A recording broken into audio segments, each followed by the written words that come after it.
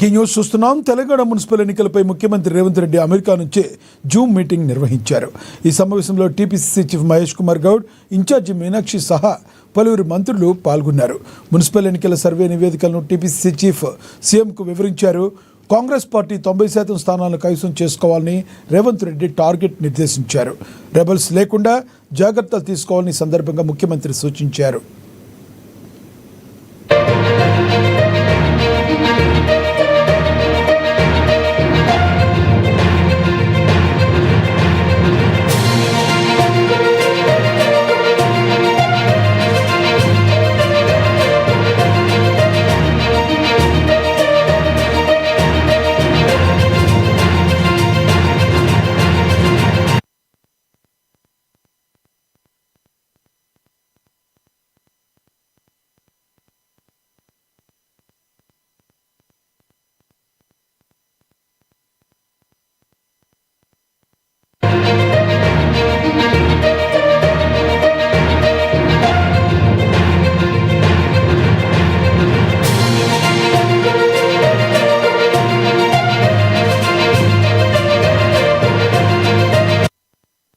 Breaking news చూస్తున్నాం. Municipal ఎన్నికల ప్రచారంపై CM Revanth Reddy focus పెంచారు.